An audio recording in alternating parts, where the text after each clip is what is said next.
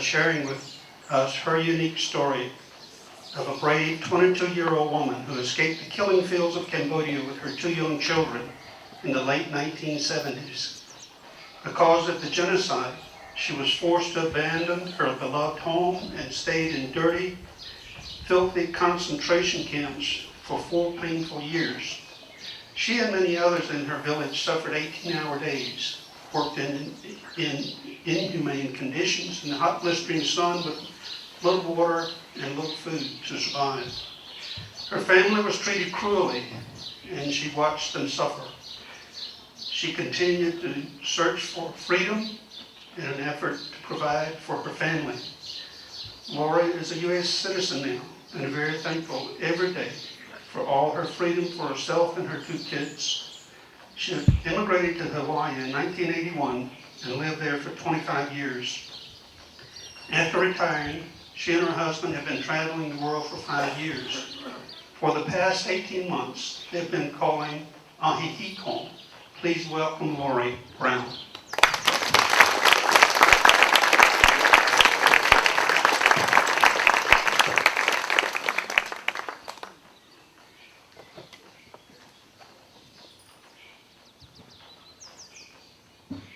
Hi. You hear me okay? Yes.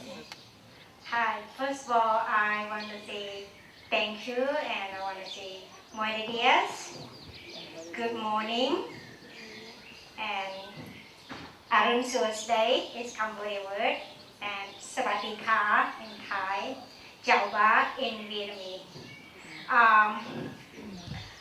First, I want to apologize. My English is my 3rd language. I'm not very too deep to talk. If I say something incorrect, please forgive me. I want to tell you a little bit about myself. I was a little bit nervous. This is my first time talking in Orient. I was born and raised in Cambodia in a big family. I was a number 6 in my family, and I have 7 in my family. And my dad remarried later on. He had another 7 kids. I was a number 6 in the family. And I worked hard as myself since I was 5 years old. And when I was 7 years old, I really want to go to school to learn how to write and read, but my dad wasn't want me to go to school because in that camp, I don't know, it's only the boy can go to school, no girl can go to school, and I was really want to go to school. I sneak out every day. When my dad found out I would sneak out to go to school, he beat me every day. And soon later, I didn't stop to go to school, and he just let me go, but he won't pay for my school tuition or my school supply, my uniform. I have to work very hard to go to the farm and pick up some kind of vegetable when I can, and then I sell to pay, for my school supply and my school uniform, include the tuition. Well, make a long story to be short, when I was 22 years old, I have 1 child, and the communists fight with the government as Prime Minister Lon Nol. He was in Prime Minister in that camp, and my village is very far away from the city, and I was in between the village where they was fight, and then the other side with this side, the other side with this side, and finally the bullet just go over my head. And I have 1 child. My baby is about 2 months old. She's a girl. And everybody run different direction. I don't know where they go. And I just grab my baby and then run into the bush. It was a bamboo bush. But the bamboo there is not like this. It have a lot of thorn in. I don't know what happened. I get into that bush and hiding until like 4 or 5 hours later, the bullet was fired, and I heard my dad say, Win, my first name is Win, it's my former name, and then later on I changed to be Lori, so in Hawaii. So, and so Win, where are you? And I shout out, say, I'm in the bamboo bush. Dad, please help me out. I don't know how I get in there. So he had to get the neighbor and then get Mercedes to cut the bamboo and then to get me out from that. That's the first war. And then finally, the war, the Kymer Rouge is called Pol Pot, is a leader of the Kymer Rouge, Pol Pot. He win the war. The whole country will be, lose, and all the Lonol is the prime minister lose the war. So now the new rule come up is Khmer Rouge. Khmer Rouge rule the whole country. They beat out the whole Buddhist temple. It doesn't matter. It's no religion at all. And the big, beautiful house they tear down and they make a small house. And the city people, it's been removed to the farm. Farm people removed to the jungle. They switch all everything. No car, no motorcycle, no money to spend. You cannot see your relative. If you want to see your relative, if you find out where it's at, you sneak it out, you get caught. That's a Khmer rule. And then we work from 4 o'clock in the morning until 10 o'clock at night, just to have just a little bit food. You imagine it. 1 can is about 16 ounces of rice, raw rice. You put like 20 gallons of water, include banana. It's not a real banana, it's banana root. Whatever they cut banana root and then make it and then chop it and then cook with the rice. And also the other vegetable is choy, and the other one is papaya tree. Papaya tree, they cut it, they take the stalk inside and then boil, and it's very bitter, and then let serve you to eat with that. A lot of people get died because their stomach doesn't used to be strong. They used to have very nice steak, food, fish, or whatever they have in the city. And then also the weather was so hot and humidity. When they moved the city people, the people die on the road. Just like, you put the hand together like this, and then, and the body would smell and stink. Nobody, be bothered to be buried or anything because they just want to be survived.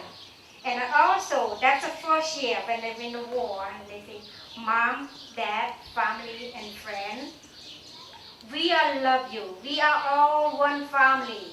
It doesn't matter where you was born, where you come from. We have to eat the same thing. We sit the same cuisine. I hate the word cuisine, but now I'm okay. When I hear the word cuisine, I hate that. But, well, anyway, so make the long story to be short, it's just because we don't have much time. So I was there 4 full years. This is unique story. I have this time my daughter maybe about 2 or 3 years old, I don't really quite remember. I stole the chicken. My house is small, maybe about this much. And then we live in 2 families. But I have a chicken that sleep under the house.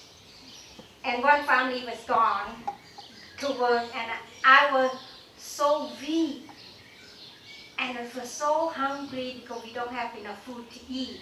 Even though you work so hard, they give you just a little food.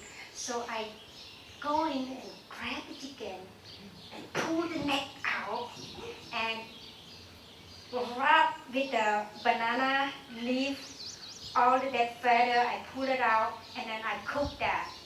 So we sit down quiet and eat, just me and my daughter. My husband they've been far away. So the leader come by. My daughter's name is Sreimao. Sreimao is black beauty. But her name is Watay, is the real name. But she was so black, so dark, so they call her Black Beauty. Say, Sreimao, what do you have to eat today? Mao said, what can I say, Mom? And I said,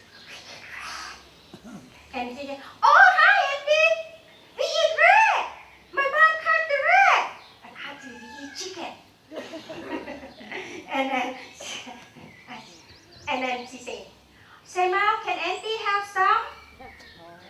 Say, Mao said, oh, no, Auntie. It's all out.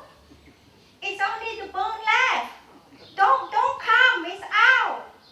And I said, we're gonna kill, Mom. We're gonna get killed. I said, no, just don't say anything. Just say that. And then finally, they pass out. Oh, I feel much better.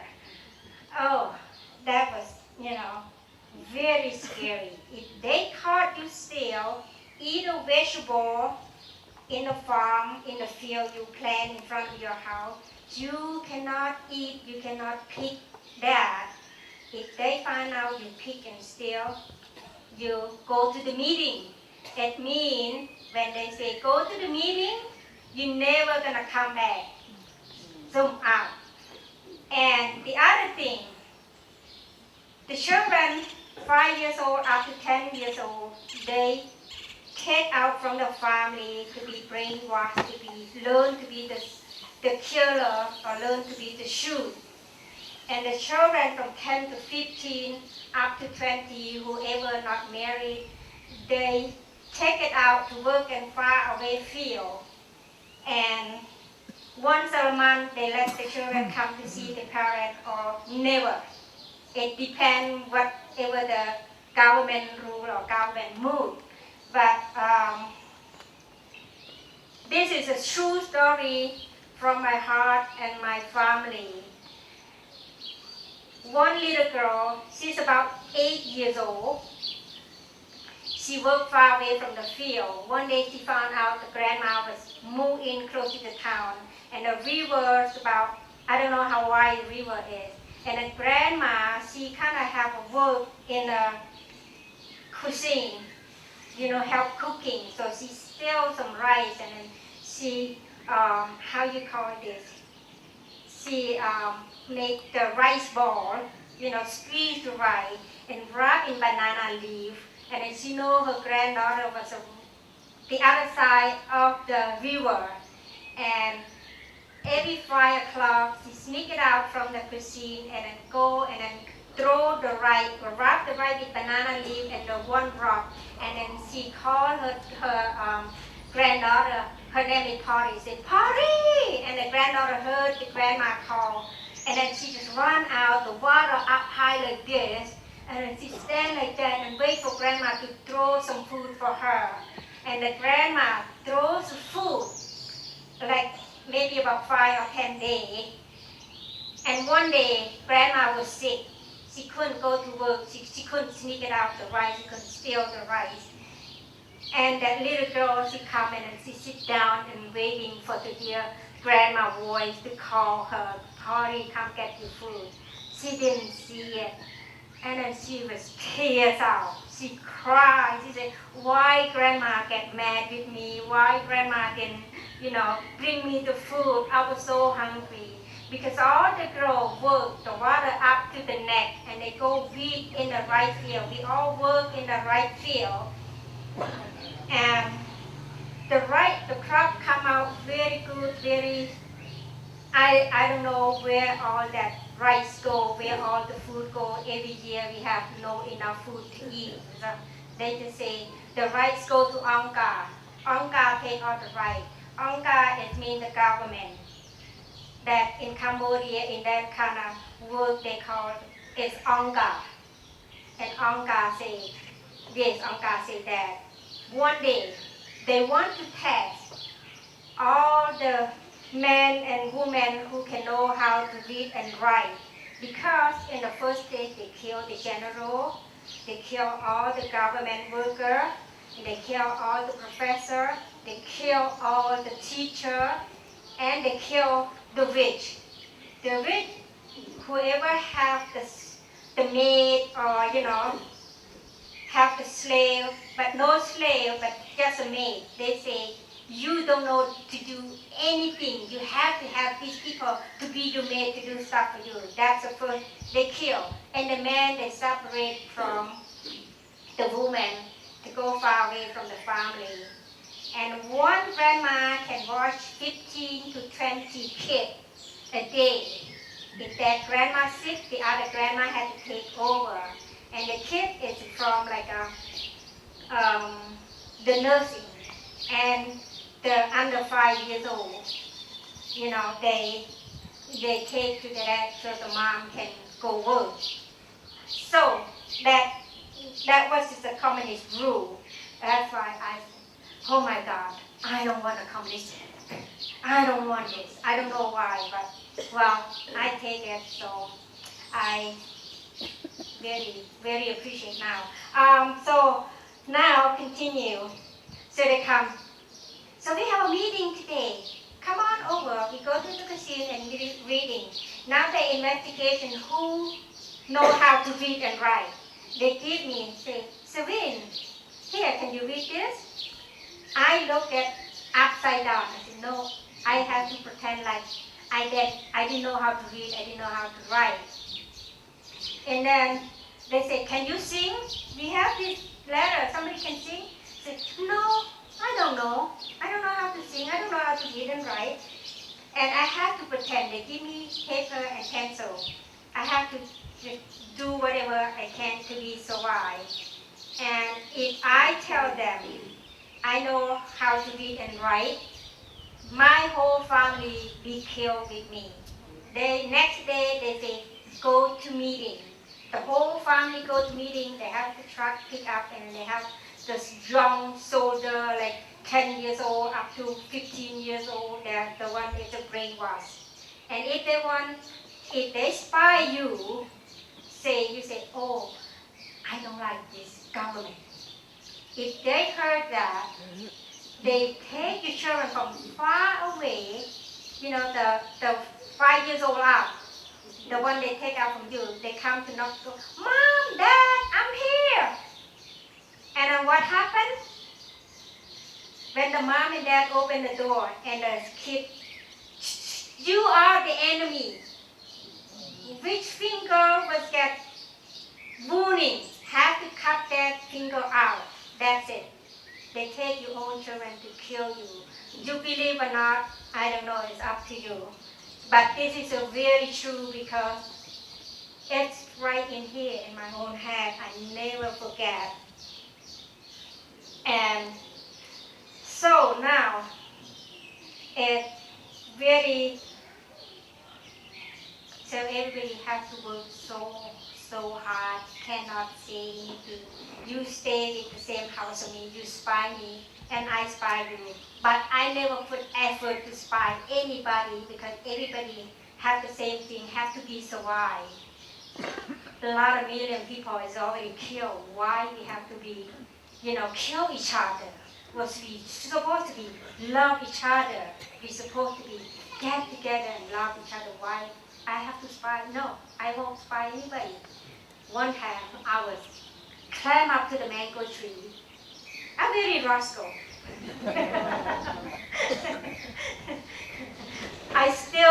My daughter will get sick. So no medicine. We can't go to doctor, no hospital. What can you do? So you have a black market. When you go work from Ajijic, go to Kuala, you go work over there. So I have a mango tree on the backyard. It's a lot of ants there. I climb it up and I steal the mango. I put it in my bag. God damn, that red ant was biting me so bad.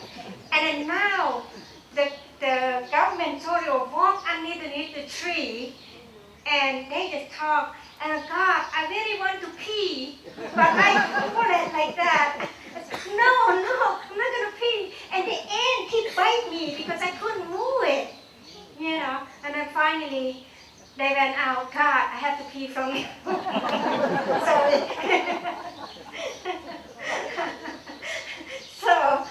So I got about 10 or 15 mango.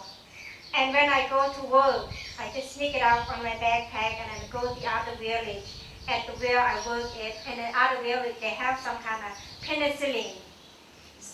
They call penicillin or aspirin. The other one I forget. So I take the mango, I trade into the penicillin. Like I have 3 mango, I get 1 pill. But I have only about 10 mango, and another mango left, and I trade with the rat. We eat rat, believe it or not. But the rat is already cooked. They make a smoky rat, so I trade with that, and then I bring it home for my daughter to eat. And then, so it's kind of grow, but to be survived, we have to. And my daughter was alive, and then she's so helpful. And so another day, this is a very gross, but I'm going to tell you anyway. We were so hungry. I went to it's raining season, monsoon season. We couldn't find any rat, we couldn't find any fish. The vegetable was all, you can't steal, you can't pick. And one lady come and tell me in my ear, said, you know what, the centipede is good if you can find it. So we went to the bark, was a tree would die, and then open, turn it over, and I see the big centipede is about this big, about this long. And I just get some knife and cut the head off, and I get some string to tie. And I asked her, what can we do? How are we gonna do this? She said, well, you go home and then throw in the fire later on. When the fire burn all the shell out, and inside meat, it tastes just like a fish. Try it.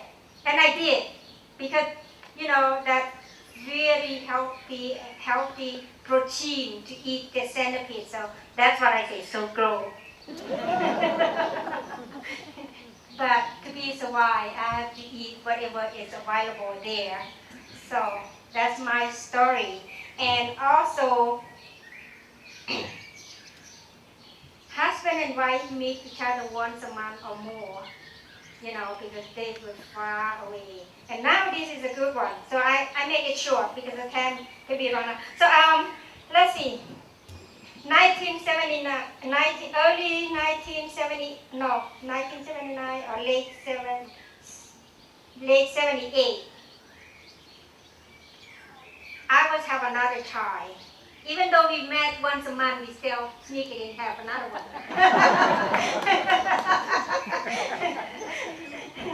And this child was born only 20 days. Now this time, another war come up.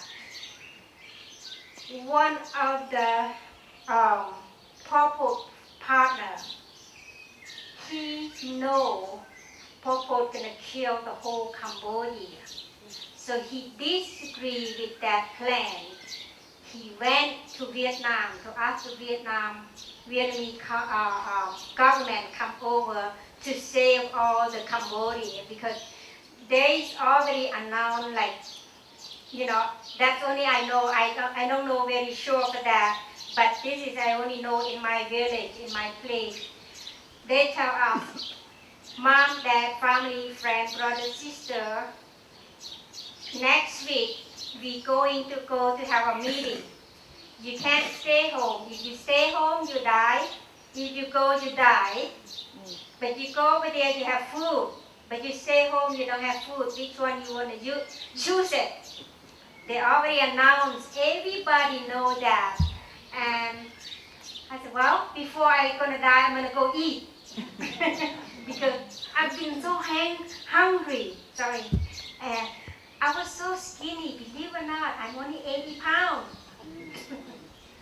And I still work hard, carry the dirt and cut the rice and carry the rice, put, all that. Everybody doing that. And the clothes, you have only 2 pairs. And one dry, one wet. If both were wet, you have to wear wet to go to sleep. And we all wear black, no other color. No gold, no jewelry. The government is always take it all out. If you have jewelry, they found out you still have the jewelry, they take you to the meeting. You know what it means? It's meeting. It's always gone, never come back. And so now they already have a big crane, dig the big hole, like they make the water pound or the wheel. And the crane will stand right there, 2 or 3 crane already. After you eat, you're gonna be die. They're gonna put they make in Cambodia they say num pachok. Num pachok is a noodle soup, and they're gonna put poison in the soup for you all to eat. And after you eat, about 5 minutes you fall to sleep, and then die. And then they use the crane to push you, and they put in the hole and cover it. That's the plan of Pol Pot. But the president, not the president, one of his partners ran out to Vietnam and asked the Vietnam government to come over and help. This is a war again. And I was the same village, but this time I'm on the west, last time I'm on the east. This time I'm on the east, the last time I'm on the west. One of my neighbor called, Savin, what are you doing? I heard some gun shoot, but I don't know. I don't think. But well, today maybe they do celebration for the, eating or something like that. And the gun come, boom, boom, boom, closer, closer. One of my neighbors said, Savin, what are you doing here? Nothing. Come on. Don't you know that? No, I don't. I know I'm going to meeting today. And she said, let's run. Pack your stuff and run away. So I said, well, whatever she said, she must be right. And I pack up just a little bit closer to my 2 babies. And I stole the backpack and I put just a little bit what I have there. And on one arm was holding my baby. He's only 20 days old. And the other girl is only about 4 years old. As soon as I got down from the house, now the bullets come up again. And all the mango tree and the coconut tree was fall in front of me. And I run with the baby. And my daughter said, where we go, Mom? I said, I don't know, we just go. Finally, we found some place to hide it. It's under the grass. It was a water wheel, but the water was dry. And then kind of throw over like this.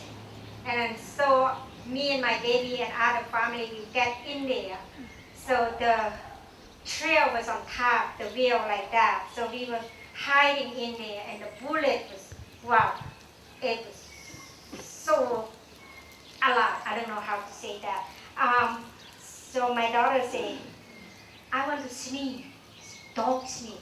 The baby cried. I tried to feed him. I feed him with the breast. And don't cry. And then I hear the Khmer Rouge soldier comes in. Kill all, women and children. Whoever hit your face, kill all of them. But they running, like, they're running. So we was underneath there like that, and then the ground was, come onto our head. But we just be so high, we just sing, And finally, 5 or 6 hours later, we was in that hole. And the war was so quiet, and the bullet was quiet. And one man was get out and said, well, look like quiet, where we go? So we got out from there, back home, and all the barn and the cuisine, the people all go in there and then grab all the food. Luckily, they didn't put the poison in the soup yet, but the poison was right there in the big bag. I don't know, it's kind of powder. They plan to put in the soup for us to eat. And so, people grab all the food. I go home. I go the last one. I grab maybe about 5 pounds of rice and then with the rock and everything. So this time, now the Khmer Rouge come back again. And then start to shoot. And then start to take the people from the village to go to with them. I don't know where they go. And I said, what's going on now? So I ran, grabbed my baby and a little food and ran to the Vietnam side. And the Vietnam, they have some kind of technology. They have that kind of goggle to look who the soldier, who the resident, because they can see through the gun, or can see through the bush, like that. So I just run in there, and then the bullet of the Kymer Rouge was keep behind me, and then keep missing me and my kid. I would thank God, and he survived. And our foot snowshoe, the weather so hot, walk on the rock, and I get bleeding and blooding on my foot. Even so, my daughter, she's only 4 years old, and then she helped me carry and she cried, but she keep doing. I'm really thank her. She keep doing that and running with me. I thought I'm gonna see one of family in another town, but they didn't run away too. Finally, I met my uncle, so he can, and his family, he can help to carry one of my daughter and to go. 4 months later, I don't know where my husband is. I don't know where's my father and where my family is. Only I met my uncle because they were separating when we ran away. And so 4 months or 5 months, I don't remember exactly how many months, so we get back in the village. So now we know the Kymer Rouge lost the war, and the Vietnam will take it over, but it's not really Vietnam. Vietnam only come to help. So the president now, the one he helped us to be survived, his name Hun Sen right now. He still be the prime minister right now. So and I don't know anything about that back then. And then now a lot of we get together, how we gonna do?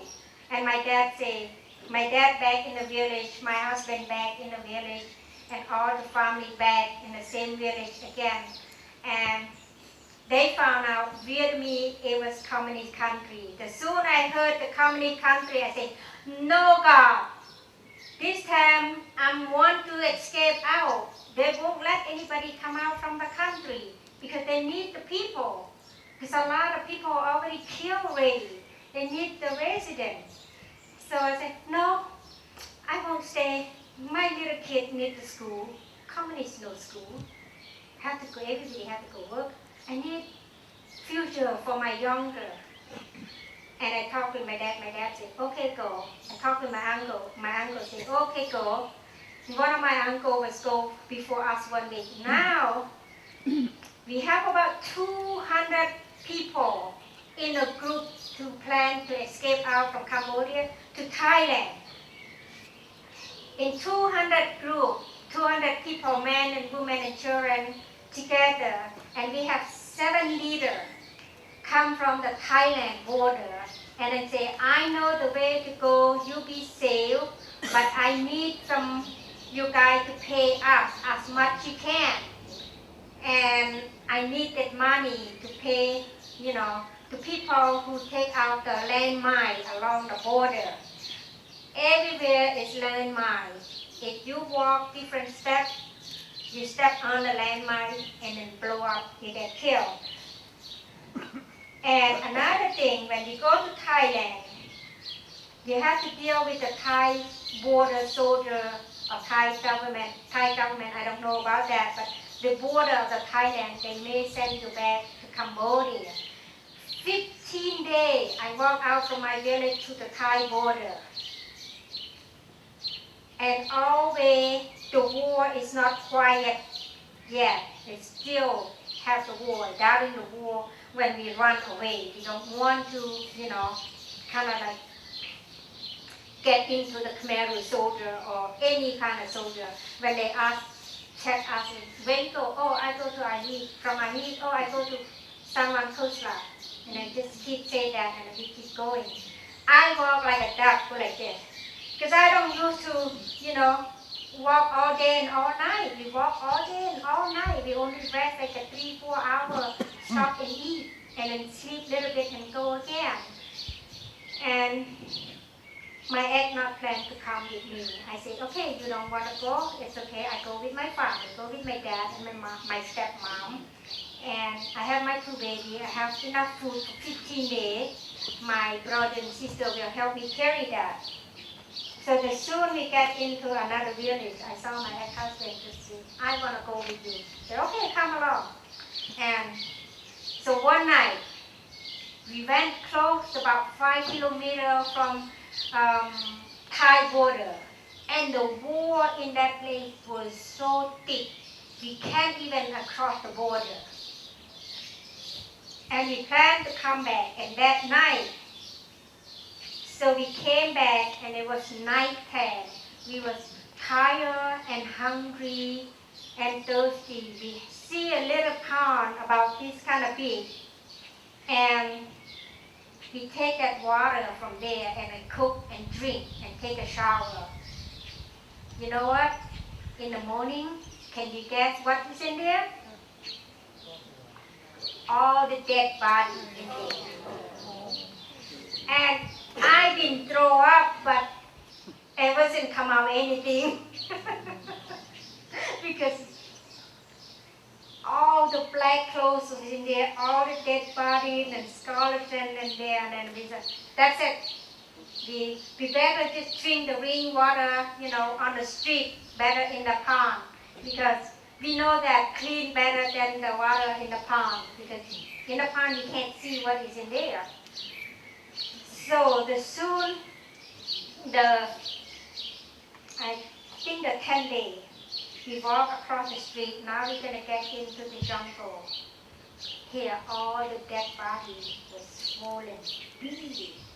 But you can walk only one trail, foot after foot. You cannot go on the side. You cannot go on the side because it's landmine.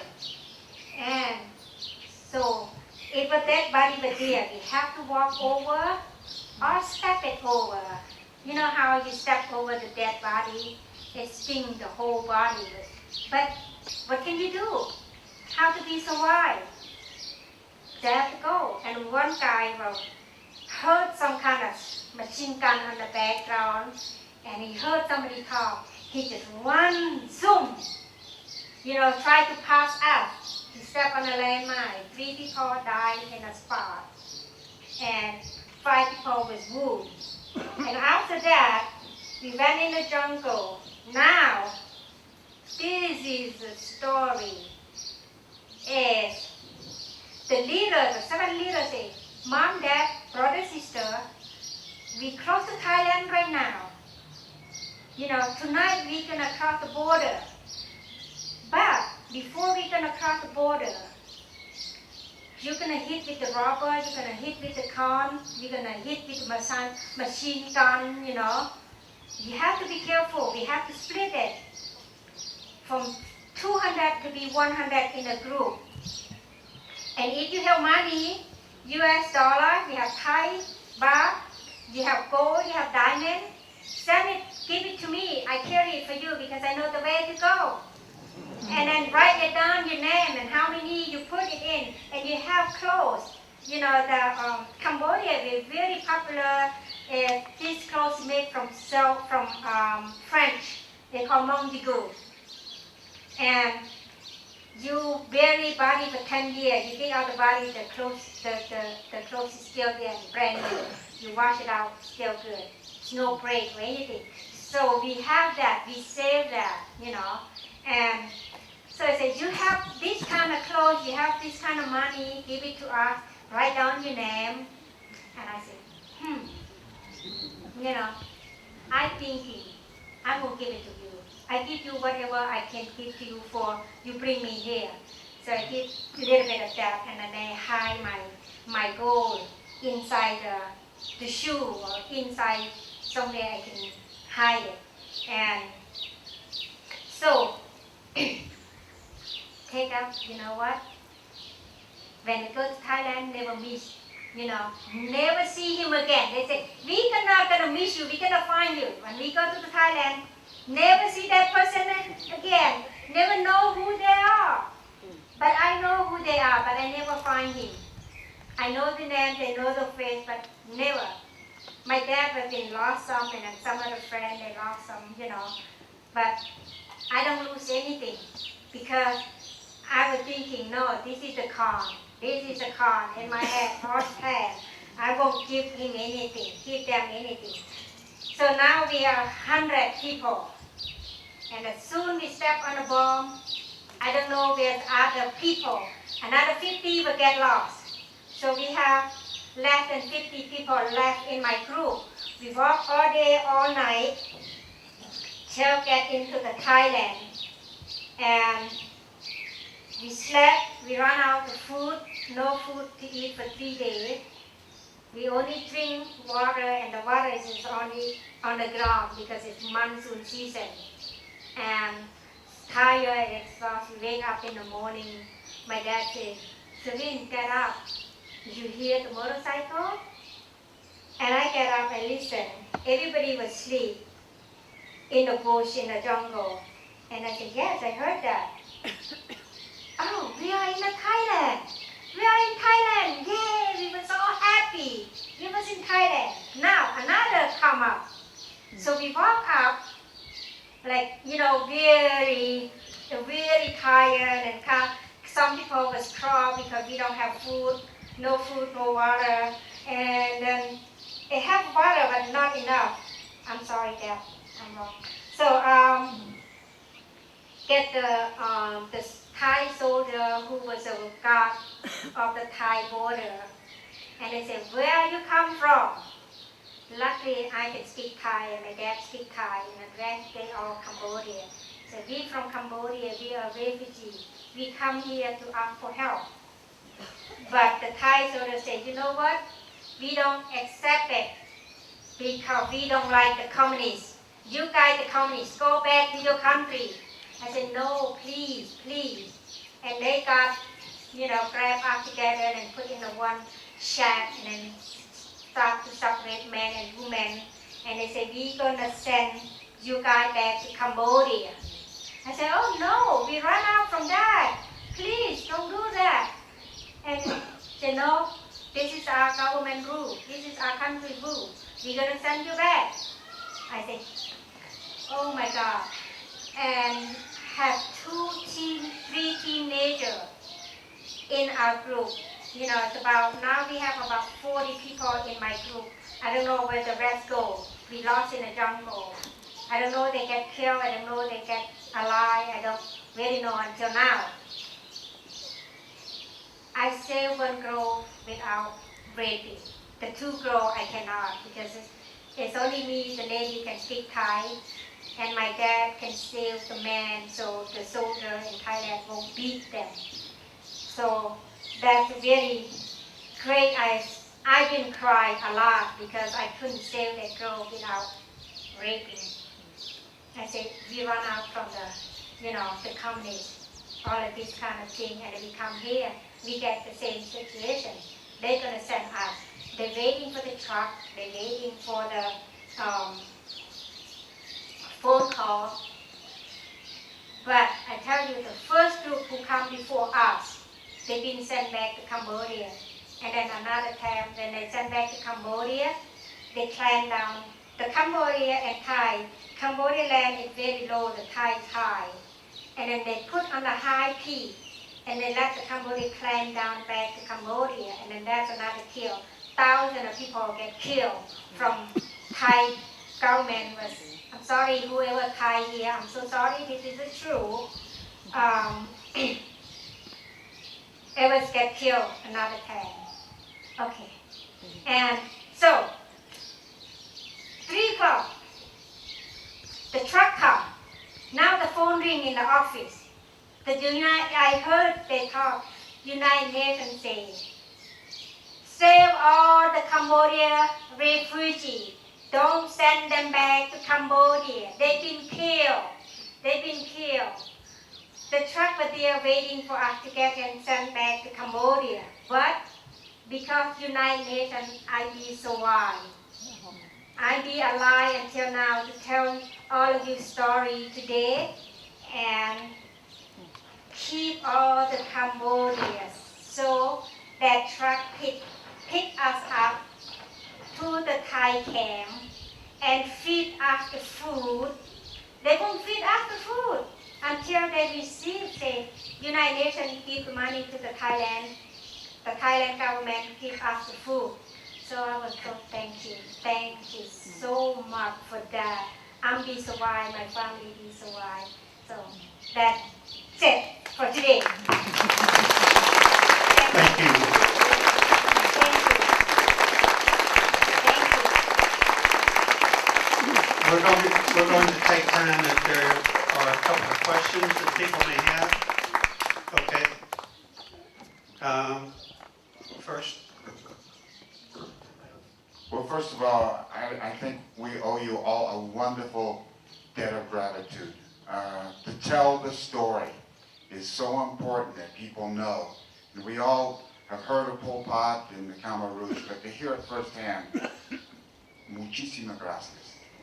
My question is, I never understood what motivated such evil on the part of the Kymer Rouge.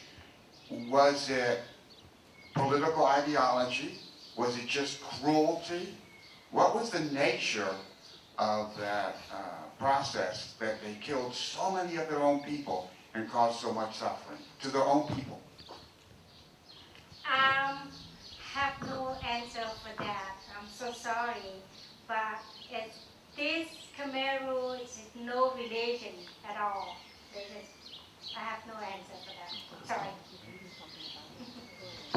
All right, I've known you since you arrived. You're a lady with a big heart, and I just want to say thank you. Thank you. Thank you very much. So Judy? Can you tell us really quickly how you got to the United States? Oh, yes, I have a family who was escaped before me. It was my sister. She went to Hawaii. And then, so I received letter from her. I was in Surin camp in Thailand. It's a Thai camp. So I showed that letter to the immigration. Say I want to go to the United States. And they just picked me up just like that if you have a family. I was so grateful for that. Thank you, my sister. She's in California right now. Can you tell us where your children are right now? My children, my daughter, she became to human communication, human study. She in Japan working right now. And my son, the one is 20 years old who ran with me, he studied to be a real estate agent. He's in Hawaii right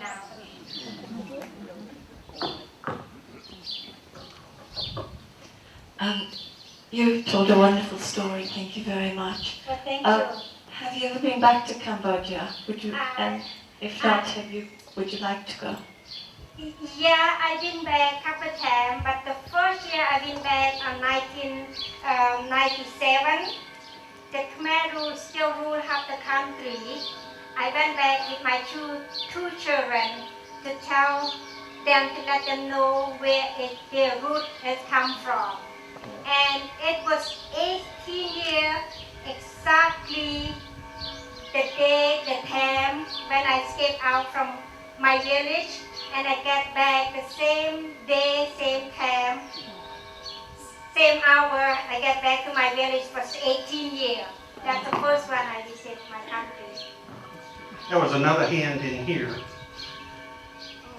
Oh, yeah. I just want to share with you that we all know Lori's a very special person, and Thank you. Lori gets up at 5 in the morning. She loves to sew, and she's made many, many dresses for the Mexican children here. When she comes to our group, she'll have 18 dresses on her arm for the little children in Mexico. So I just wanted to let you know. Thank you. Any other questions or comments? Thank you so much. A real heroine. Thank